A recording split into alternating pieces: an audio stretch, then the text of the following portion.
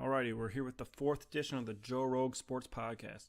I'm excited to get back into it. I haven't been able to do one for a while, so it should be a fun podcast this time. We're going to talk about a few things, some of the big trades in the NBA, some of the NBA free agency, Manny Pacquiao versus Jeff Horn, get a little boxing in there, some MLB stuff. We'll kind of mix it up, just some random things in there, and then a little bit of Wimbledon talk.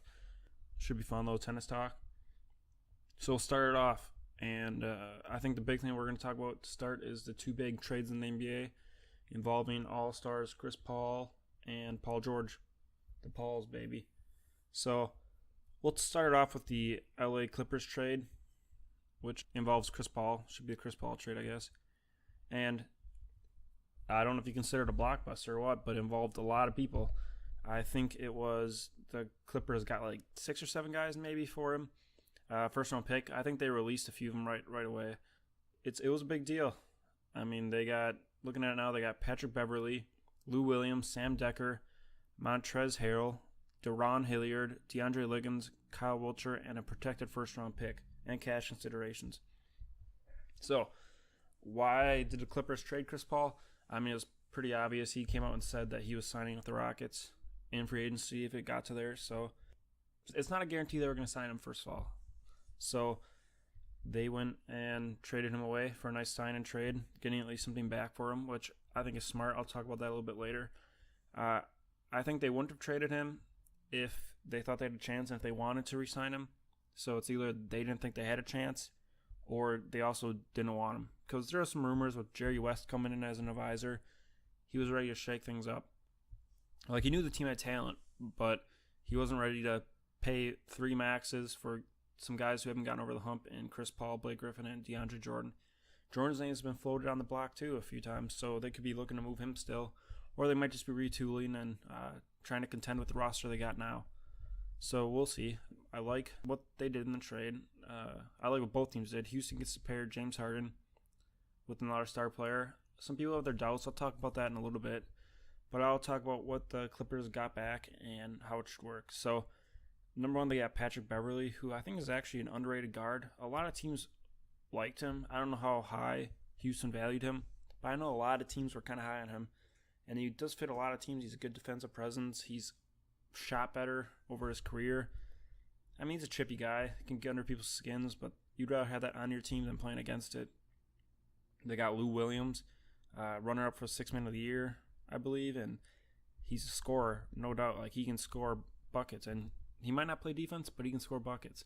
And he's a good addition to, I mean, like, Houston traded a first-round pick for him last year.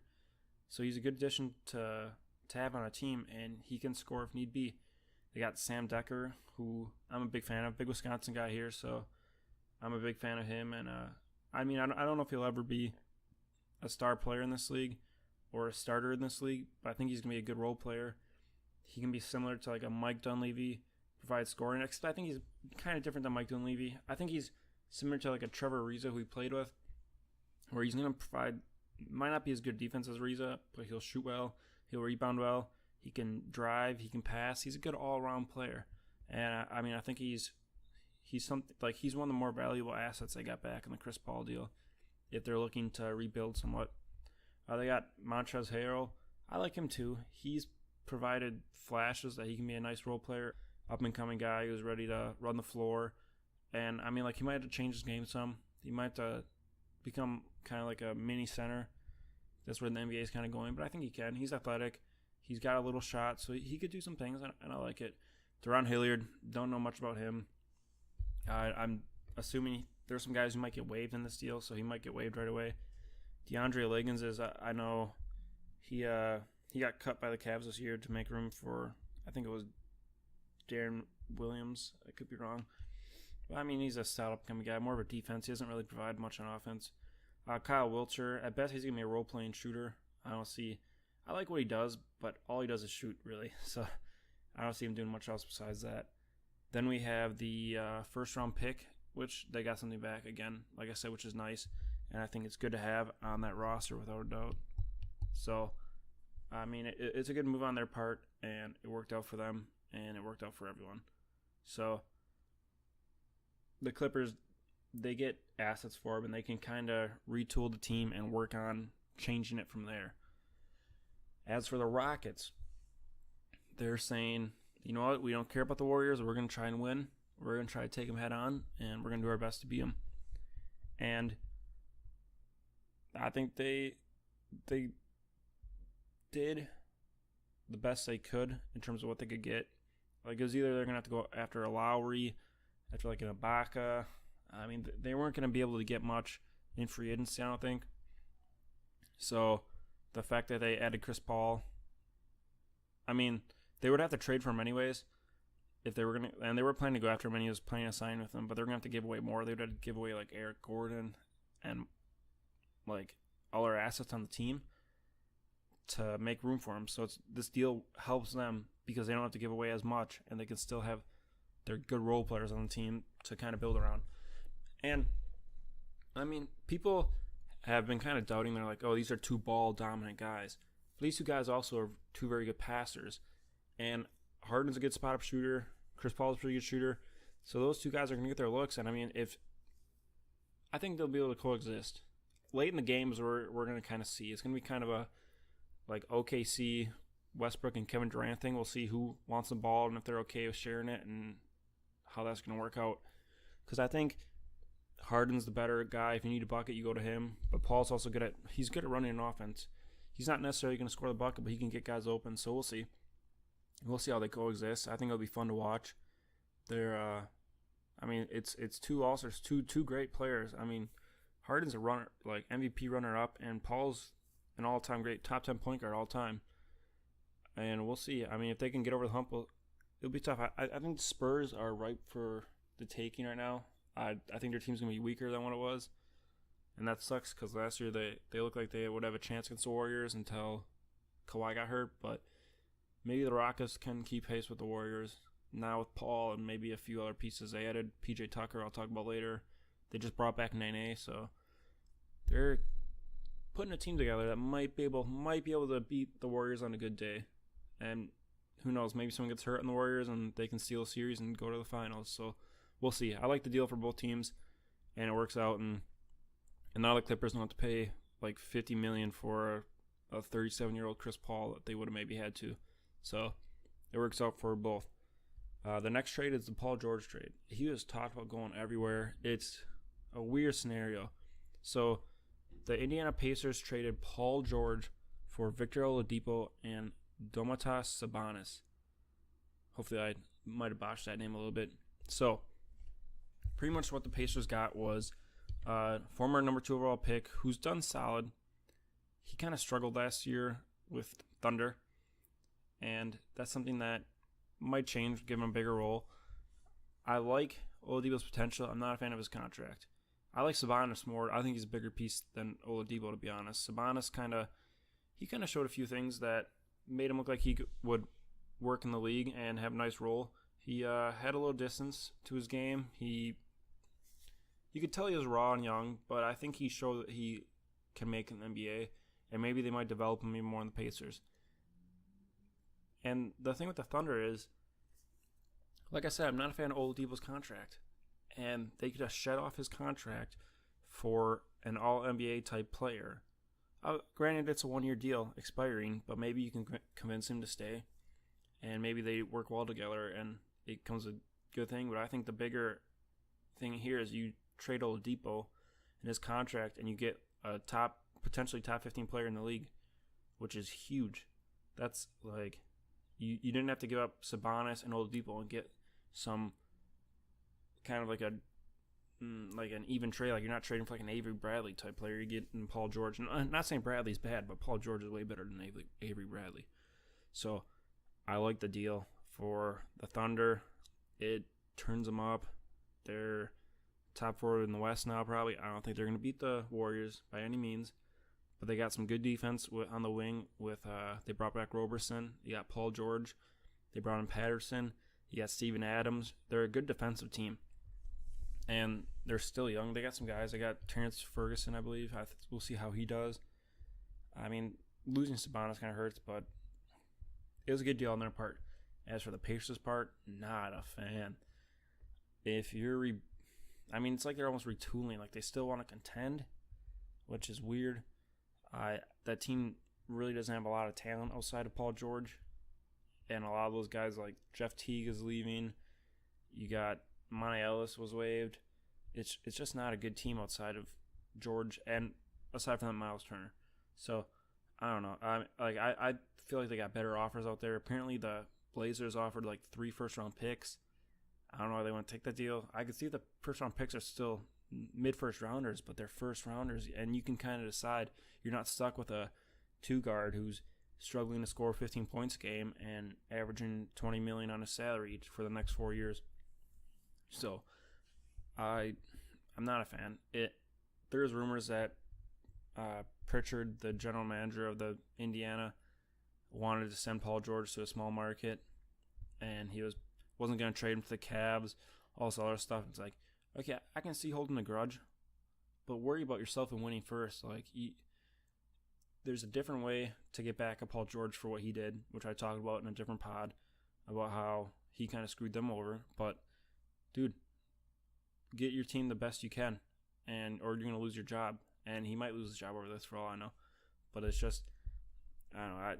It was kind of just a bad trade. I mean, they get young talent, but neither Oladipo or Sabonis are really going to be Paul George talent level. I'm not saying that the picks would be, but then Indiana's pick can fall. They can kind of tank a little bit, get a bunch of assets, and rebuild, and maybe have a future team like they did a few years ago when they contended with the Heat. So, just not a good move on their part.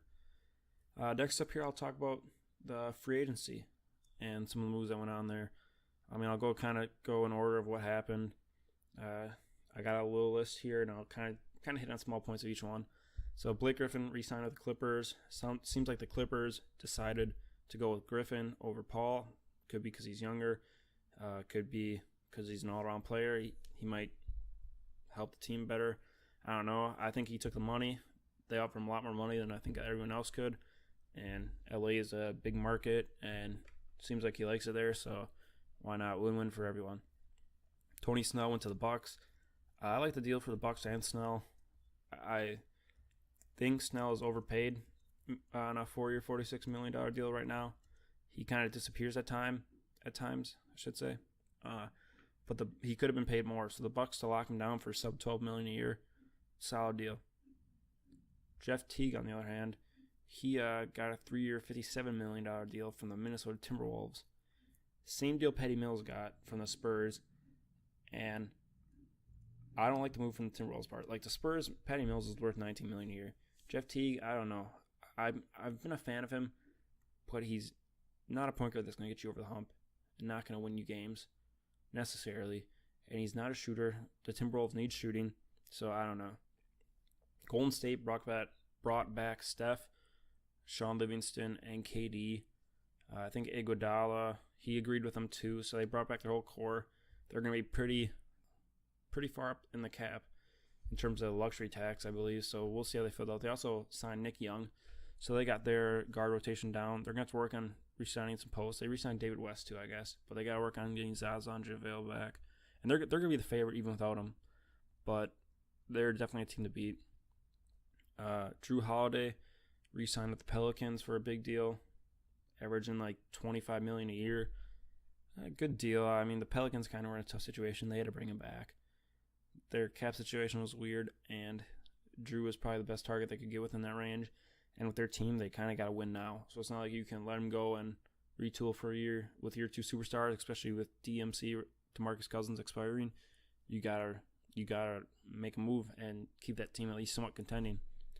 JJ Redick signed with the 76ers. I like the move for the Sixers.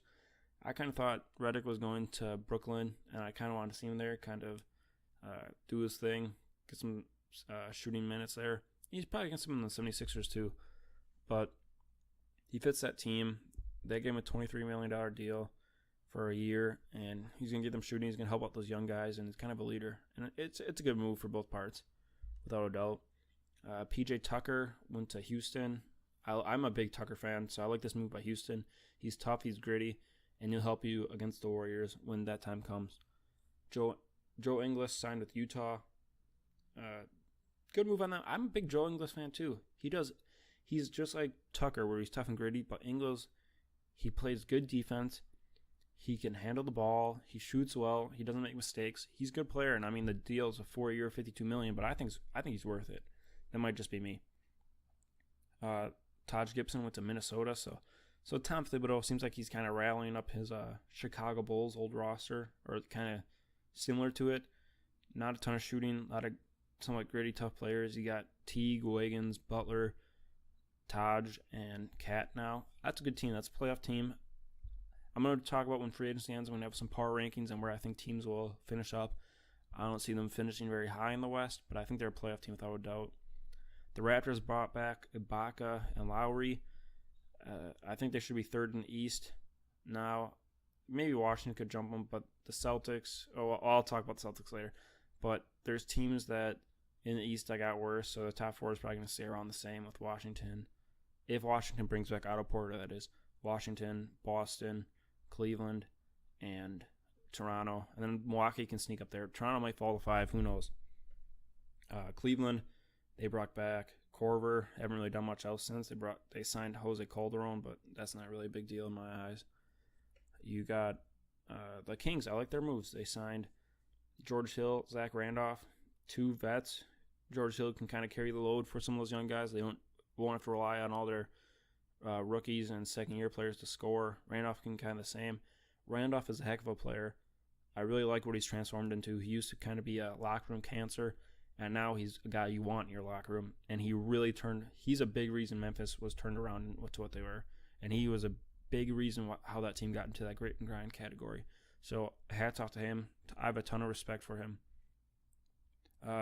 Danilo Gallinari went to the Clippers, so they got their little roster going on. You're not sure where it's going to end up yet. They also signed, Milo Teodosic. I'm not sure if that's pronounced, but he's a Serbian guard, so a bigger name, 30-year-old. He does a little, he's a typical European guard. And there's a lot of, it's like hot and cold on him. Some people are really high, some people are unsure. And they signed him to solid deals, so you kind of got like a Rivers, Lou Williams, Teodosic, Gallinari, Blake Griffin, DeAndre lineup, and it's going to be weird to see how that does. I think they'll probably contend for playoffs in the West, but they're not going to be the same Clippers they used to be. Waiters went back to Miami, which is good for him. He did well there. He turned into a different type of player. He's still somewhat of a ball hog, and that was the biggest thing holding him back, but he kind of fit within that team there, and he was kind of a good ball hog, as much as it's tough to say. But his mojo there is swag. I don't know if that's how you want to describe it, but it was at an all-time high, and it helped his shooting, it helped his performance. He was a legit good 2 guard at the end of the season last year for Miami, and he's a big reason why they had the best record in the East in the second half. And then the big one I'm going to talk about now is Gordon Hayward going to the Celtics. So, I've been kind of paying attention and listening to some of the fans and what they thought. And a lot of people thought, Miami was confident, Boston was confident, Utah was confident, all those fans were confident. And Miami is kind of the oddball in the situation. They just have this little, the culture there is just when you go there, it must be, I've never been there. I've never been recruited by Miami, but players, it must just have something. Pat Riley must have an effect where you're like, oh, this guy's going to make this team a winner. I'm going to do well here. And Miami City must have an effect because it's kind of crazy how people want to go there so bad. I get that they had the best record in the East in the second half, but they finished 9th in the East still. And it's like, okay, I don't know how they're competing with Boston and Utah, but they did. And I guess I can see why. I shouldn't say I don't see why, but it's pretty crazy. And I would love to be recruited by Pat Riley because it sounds like it's freaking awesome. It sounds like you're the belle of the ball, and it's crazy. It's something that's not, I guess, on my bucket list. I'm going to work my ass off in NBA tryouts and get a workout with Pat Riley and have him recruit me because people just want to go there, and it's something that I would love to see why. So then it came down to Utah. Utah made some moves. They traded for Ricky Rubio. Pretty good trade on their part, kind of letting George Hill go. They re-signed Jingles. That's showing this. and they kind of set themselves up to go after Gordon Hayward, or I shouldn't say go after, but keep him. They improved the team. I don't know if you want to say improve the team, but they filled the team with replacements if they needed to be potentially better. They still got young guys. They moved up and got Donovan Mitchell in the draft. And Hayward says, you know what? Fuck that. I don't care. I want to contend with my old college coach, Brad Stevens, and he goes to Boston. Now, personally, I think that's the smartest move. If I was him, I probably went to Boston. Ton of assets. They got the cap room for you. They finished first in the East. And really, your only competition to go to the finals is LeBron. So, I think it's a smart move. And I would have done the same thing. A lot of fans in Utah apparently weren't very happy, which is kind of crazy. Utah doesn't seem like the most violent town, but they were burning jerseys. So, we'll see. It was fun. It was a fun free agency. I mean, it was leaked early. Then it was reported that wasn't true. And ended up being reported that it was true. And it was just crazy. I wish he didn't do it on July 4th. Come on, everyone's celebrating that day. We don't need to be checking our phone. But he did. So, to Boston, makes them a contender, second best team in the East. They'll be the second best team until LeBron retires or he goes to the West. So, that was kind of the free agency update till now. And there's still some bigger names out there, but we'll find out where they go eventually. And we'll see. We'll see what they do.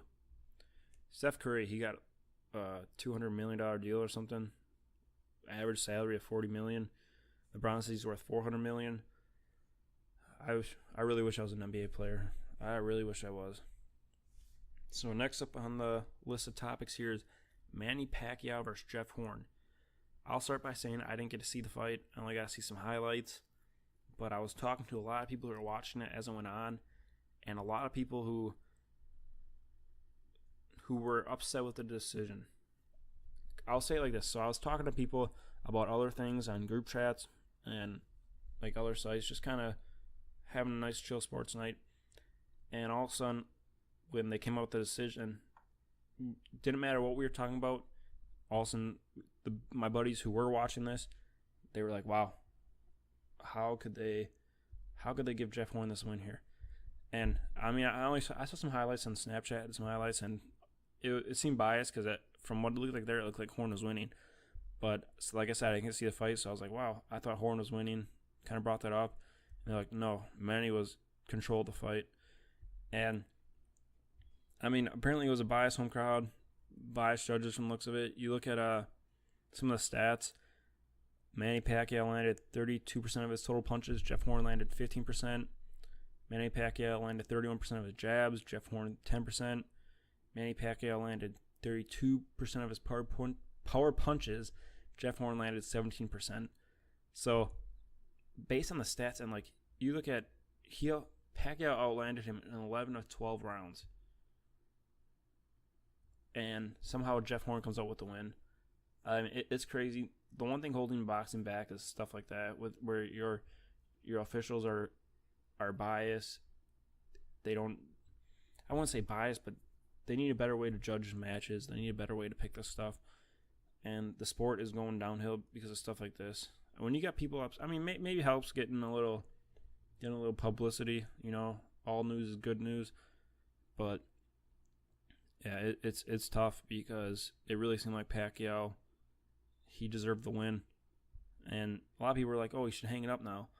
Well, why should he hang it up if he technically, or put an asterisk there, won the boxing match? So we'll have to see. It just didn't seem right. So that was my quick little boxing match. Like I said, I would talk about more if I saw more of the match, but I don't want to comment on it too much, knowing that I didn't see the full match. So we'll do a little MLB talk. Just a few things I want to hit on in MLB. Number one, what's with the Cubs' struggles? They're 3.5 games back right now, looking at this from the Brewers, who are an up-and-coming young team. Pretty cool to see them in first. But the Cubs, they're one of the more talented teams out there, in my opinion, and they're struggling to stay above 500, or stay at 500, I should say. And a lot of it, I guess, comes down to their pitching's kind of struggling. That's what holds a lot of teams back. The Cubs today just lost to the Brewers 11-2. And, it's tough. They should be the ones winning 11-2. But the Cubs just don't got the starting pitching right now, and they really need that. And their offense is kind of struggling. you look at like a few of their bigger names are hitting around 260, and I mean Schwarber got sent down because he was struggling. It's just the team is really, they're having that little slump after winning, so we'll have to see. I don't know what to expect from them, and if eventually I think they'll turn it around and make the playoffs. But if they don't, you're gonna have to kind of look at what the rumors fly out of there and why it happened. The Dodgers are killing it. I think it's kind of weird to see the Giants so low. I don't know if Bochy's going to be still managing there for how long. Like, I think he should. He deserves to be there longer. I hope they don't pull the plug too early, but we'll see. They're really struggling this year. They're already like 22 games back, 23 games back, which is crazy. The Yankees, who were leading the AL East, they started to fall now, and the Red Sox passed them up, which is pretty crazy because the Yankees had about a month ago, they had about like a 4-game lead, and now they're down 4 games. So I think the Yankees might have had even a bigger lead, like almost 7 games. So it's pretty crazy. The AL East is pretty competitive right now. There's about all teams are within 10 games. So is the AL Central. Although the Central's struggling, both Centrals, AL and NL, are got the worst division leaders. They're all pretty close, despite every team is like within 10 games of each other, despite most of them having losing records. So baseball's year, it'll be fun to see. It seems like the Astros and the Dodgers should be the favorites, but we'll see. Come playoff baseball, you never know. And end of the year, which teams get hot, we'll see. Trade block will be fun. All-Star weekend coming up. Might watch a few of those games. A little controversy with some of the All-Star picks, but we'll see. Who knows? So, and then my final topic here today is Wimbledon. I'll do a quick thing. Bernard Tomic, I believe, has been dropped by his racket sponsor because of things that he said at a press conference at Wimbledon. So he was fined and dropped because he said that he was bored out there. He just doesn't have the concentration, doesn't really feel like doing it, and he's only doing it for the paycheck, etc. I like they fined him. I'm out here for the paycheck. Okay, well, we'll take some of that away if you're just out there for the paycheck. And tennis is a sport where, a lot of people do care about it, and there's a lot of hardcore fans. And you look at the money that people are making, and they get upset when... I think it would be more of an outcry, too, if you look at like a team, like say like an NBA team, a soccer team, if one of their players said he's bored out there and he's not giving it his all, fans get more upset at that because they really care about a team. When it's tennis, it's more individual. You got fan favorites, though. But I will say I'm against what he said.